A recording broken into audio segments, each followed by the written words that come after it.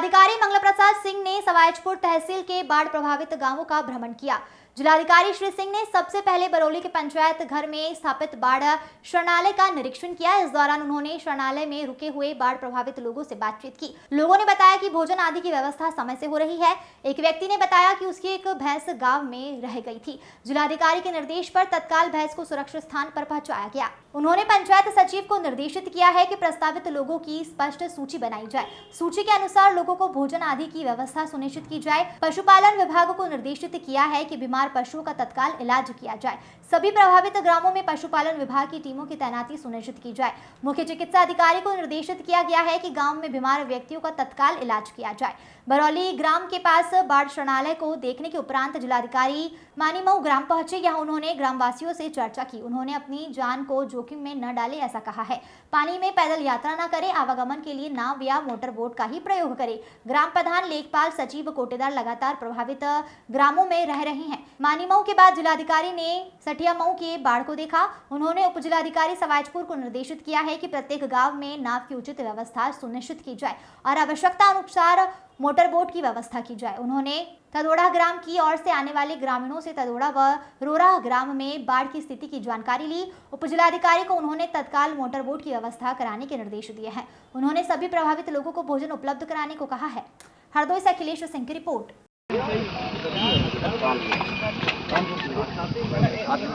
यहाँ देखने की भूलिया है, तो भूलिया वहाँ की तरह पाली साहबाद यहाँ ज़्यादा फ्लो है।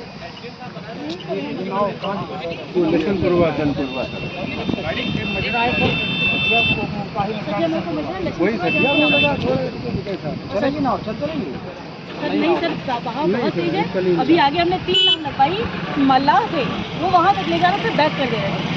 और नाव तो जाना बहुत इमरजेंसी नहीं इधर आ जा अपने आप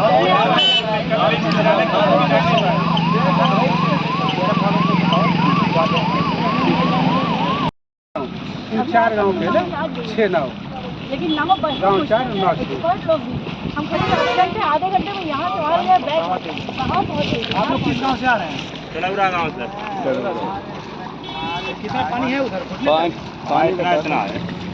आप लोग नाव से नहीं आ रहे हैं क्यों? नाव तड़ौरा में कहाँ थी? हमारे गाँव और तो यही नहीं, झूठ बोल देंगे आप। तो वहाँ जो बाढ़ प्रभावित होंगे 2 लोगों से बात करानी पड़ेगी, तो आप फंस जाओगे। हाँ, सभी भेजिए। आप लोगों के लिए व्यवस्थाएं हैं। अगर इंतजार करना पड़े तो घंटा 2 घंटा रुक भी जाइए। नहीं इंतजार घंटा 2 घंटा नहीं। नाव से आइए, नाव से जाइए। से कितना इलाका प्रभावित है और कितने स्कूल वगैरह बंद किए गए हैं और कितने जो सभी स्टेशन हैं उनकी जो विद्युत सप्लाई जो है वो बाधित हो गई है बाढ़ की वजह से, और लोगों को राहत बचाव के लिए क्या प्रबंध किए जा रहे हैं। और जनपद हरदोई में गर्रा नदी का जलस्तर बढ़ने के कारण हमारे 4 तहसीलें प्रभावित हुई हैं। शाहाबाद, सवाईजपुर, बिलग्राम और हरदोई। इन चारों तहसीलों में कुल 117 गांव प्रभावित हो चुके हैं, जिनमें हमारे 56 गांव ऐसे हैं जहां आबादी भी बसती है। कुल लगभग 12,000 हेक्टेयर क्षेत्रफल प्रभावित हुआ है।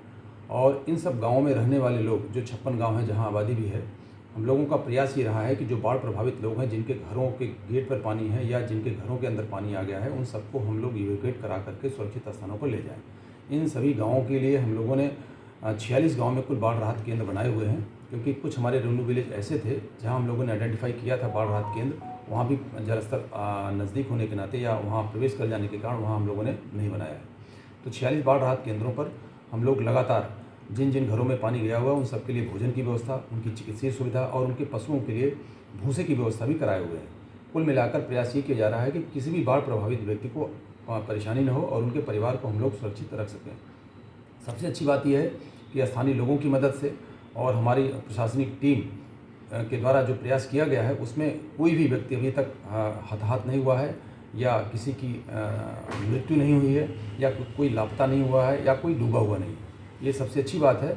और लगातार हम और हमारी टीम स्थानीय लोगों के संपर्क में है और हमारा पूरा प्रयास है कि सभी लोगों को हम दोनों टाइम खाना खिला सकें, उनके चिकित्सीय व्यवस्था करा सकें और उनके पशुओं के लिए भूसे की व्यवस्था भी करा सकें।